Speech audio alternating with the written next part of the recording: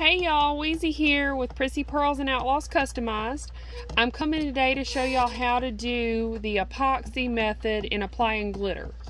And of course, there's so many ways to do this, but I already have my epoxy already mixed up here. And I was doing several tumblers, so honestly, I would say that you'd probably need about 10, maybe 15, depending on your tumbler size. But I already have my pre-prep tumbler here, and this is a pre-sanded tumbler, skinny 20 ounce by Maker Flow, and I'll add that in my description. I'll add my link in the description to get those tumblers if you need some.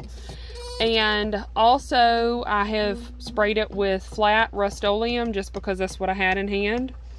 And I was actually wiping a little bit of lint off of my napkin because I did have a little bit of alcohol on the napkin, and I just put that over there. But I'm going to be putting glitter over this, so if there is a tiny little bit of lint in there, it's not going to matter. So what I'm doing now is I'm just starting to add the epoxy on there. And when you're doing this method, what you're going to do is you're going to try to get that epoxy as thin as possible. And I probably use a little too much. But if you watch my glove, you'll see how my glove is like sticking there.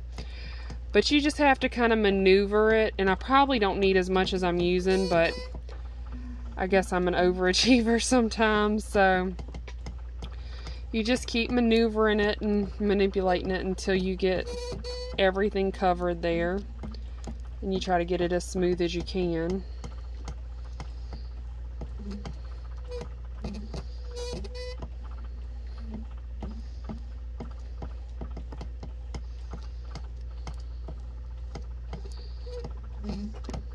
And you just keep going around until you get it nice and thin.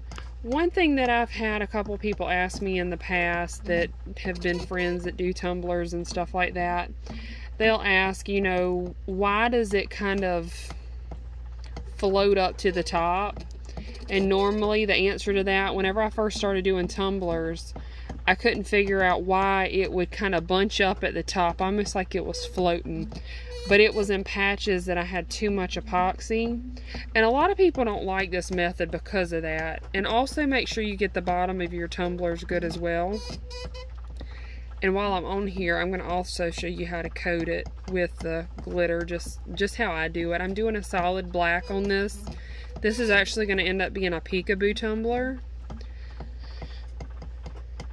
But if you see, I'm going back through and trying to level that epoxy out as much as possible. And also, while you're doing this, of course, make sure you get that bottom rim. That's one place that I have tended to in the past of missing. And then also, make sure you get that top rim really good. And make sure you use your protective gloves because you don't want that. This hand here doesn't have a glove on it. It probably should, but I'd hardly ever do that with gloves. But I don't have any epoxy on it. The epoxy's all been poured off the other side. So I have everything nice and smooth here. And honestly, with this, as long as you have your epoxy mixed properly and it's running on there smooth and everything, you don't have to worry about the bubbles there. So with this, like I said, I'm going to make this, let me move my sub paper, my butcher paper from under me here because I have some epoxy on it. Y'all ignore my messy crafting desk. And here's some more of my sub paper. I reuse it. That way I don't have to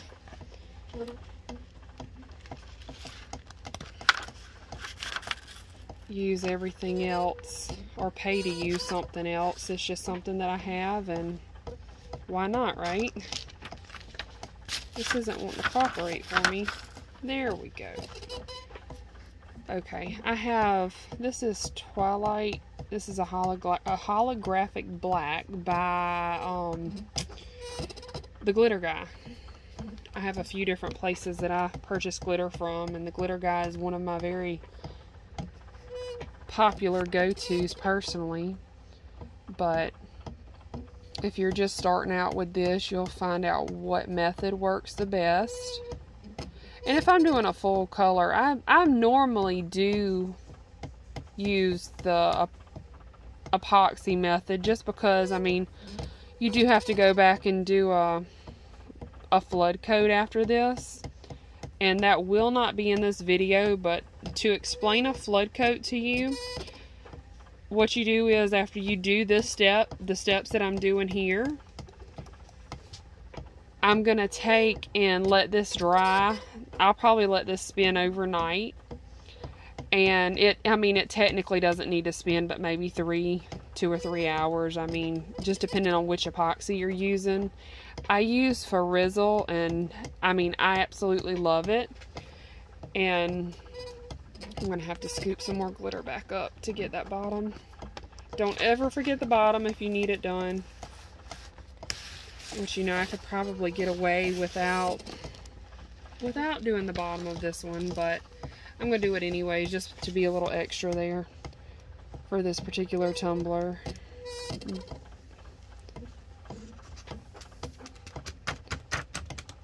But what I was saying about the next steps, so in order to do your flood coat whenever you're finished with this, all you'll do is go in and take you a layer of epoxy and just... Let me get that bottom real quick there. But you take your layer of epoxy and put that on there, and you'll spin it one more time, and then your layer will be good to go with whatever you're doing next, whatever steps you're using next, whether you're doing a peekaboo or whether you're just going to leave it and put a decal or water slide on it. Of course, as dark as this is, it would be hard to put a water slide on. But... like I say, I'm doing a peekaboo on this particular one, but I'm just tapping it to get the excess glitter off of there. Oh. Anyways, if you were looking around to figure out how to do the epoxy method, that's as simple and easy as it is. And I hope you all have a great day. Thank you for watching. Don't forget to subscribe. Bye.